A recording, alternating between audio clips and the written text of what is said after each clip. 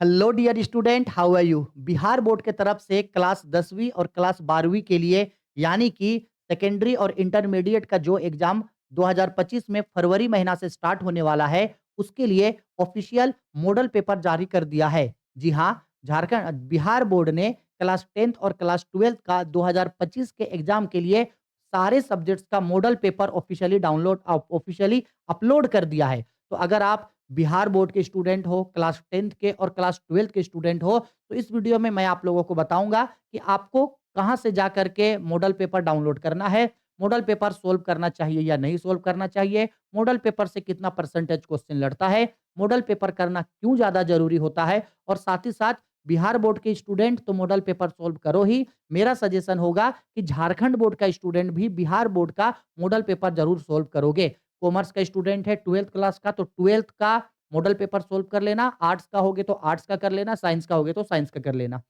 अब हम लोग ये बात करते हैं कि आखिरकार मॉडल पेपर होता क्या है। तो देखो, मॉडल पेपर का मतलब सिंपल है कि एग्जाम होने से पहले हर बोर्ड एक सैंपल पेपर रिलीज करता है, जिसमें वो स्टूडेंट लोगों को बताता है कि देखो भाई, इस साल का जो एग्जाम होने वाला है उस एग्जाम का एग्जाम पैटर्न ये रहेगा। ये रहेगा का मतलब है कि इस तरीके से जो है हम एग्जाम में आप लोगों को क्वेश्चन पूछेंगे। इतने इतने नंबर का ऑब्जेक्टिव क्वेश्चन पूछेंगे, इतने इतने नंबर का सब्जेक्टिव क्वेश्चन पूछेंगे, टोटल इतने मार्क्स का ऑब्जेक्टिव होगा, टोटल इतने मार्क्स का सब्जेक्टिव होगा।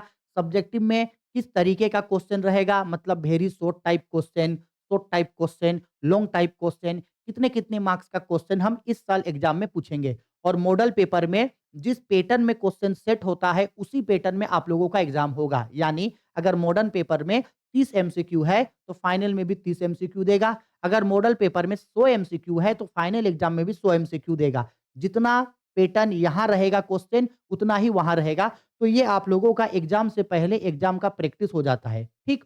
अब कि क्या सर मॉडल पेपर को सोल्व करना सच में ज़रूरी होता है? तो हाँ, मॉडल पेपर को सोल्व करना बहुत ज़्यादा ज़रूरी होता है, क्योंकि मॉडल पेपर को सोल्व करने से एक तो आप अब तक जो प्रिपरेशन करके आ रहे हो, आपको एक एक एक तरीके से टेस्ट हो जाता है कि आप इतने दिन से जो तैयारी कर रहे हो, आपका तैयारी कैसा है?